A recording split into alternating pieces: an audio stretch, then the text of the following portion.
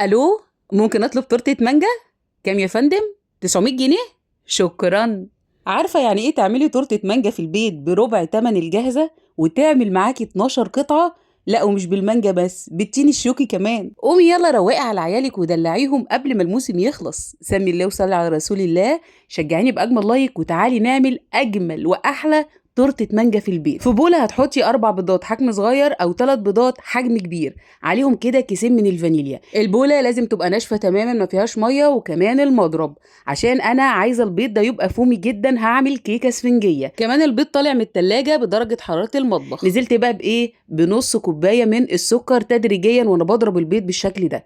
بصوا بقى، اكيد التورت بتبقى اطعم بالكيك الاسفنجي. ممكن تعملي كيك عادي بس هيبقى ترافل، لكن التورته او التريليتشي بتتعمل كده بالكيك الاسفنجي. شايفين البيض انا وصلته لمرحله ايه؟ بقى فومي جدا، وهو ده المطلوب. طيب دلوقتي بقى جبت ايه؟ نص كوبايه دقيق، ومعايره سواء نص كوبايه السكر ونص كوبايه الدقيق بنفس الكوبايه بكوبايه الشاي العاديه اللي عندنا في كل بيت. شايفين انا بعمل ايه؟ انا بنخل النص كوبايه الدقيق واحده واحده على البيض شويه واقلب، ما بطلعش المعلقه عشان ما اخسرش الهواء بتاع ايه؟ بتاع الفوم. بس كده. الكيك الاسفنجي مش ازيد من سكر وبيض ودقيق، ولا بيكنج باودر ولا اي حاجه. بس انا حطيت رشه بس من الملح مع الفانيليا. جبت بقى صينيه دهنتها زيت، بطنتها بالدقيق، وبعدين هننزل بالكيك الاسفنجي.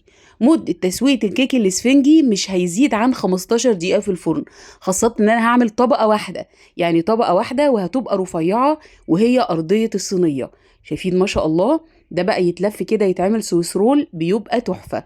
شايفين يا جماعة؟ تقدروا على فكرة تعملوا كذا مقدار لو عايزين التورتة بتاعتكم تبقى طبقات. طب يا ام ريانة، في اختراع دلوقتي موجود اسمه دقيق الاسبونج، وده هتلاقيه عند مستلزمات الحلويات. بتضربي فيه البيض على طول وبيطلع معاكي كيك اسفنجي تحفة. بس الصراحة انا ما بحبش استخدمه في الصيف، يعني بيبقى بايظ عند معظم الناس، فانا اعمله في البيت كده احسن بكتير. بس لو هتجيبيه هاتيه من مكان موثوق فيه، اللي هو ايه؟ دقيق الاسبونج. بس انا عملت لكم دلوقتي كيك مفيش اسهل منه. هسيبه بقى يبرد تماما، لازم يبرد تماما.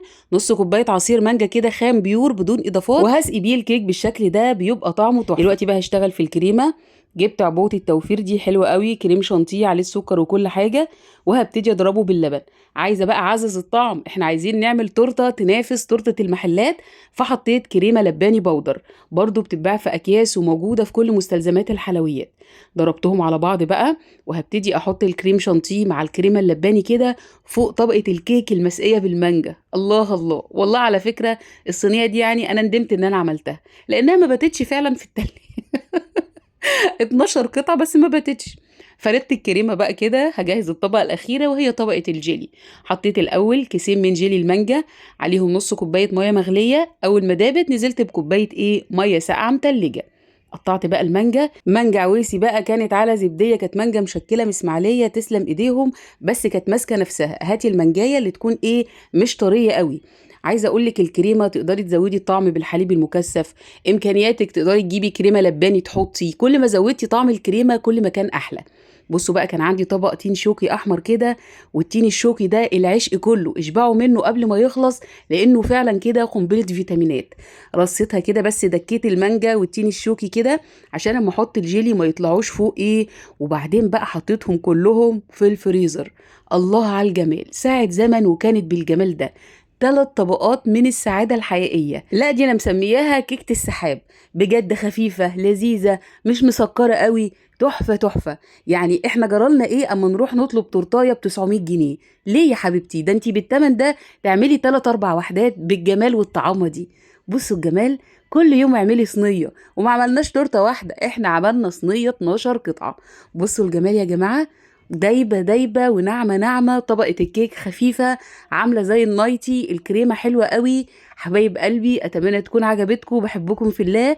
اعملوا بقى لايك لأم ريانة وشيروا الفيديو على صفحتك الشخصية ومع كل اصحابك، عشان ان شاء الله كله يعمل احلى تورتة مانجا. متابعتك شرف ليا. كان معاكي شيماء محمد، والسلام عليكم.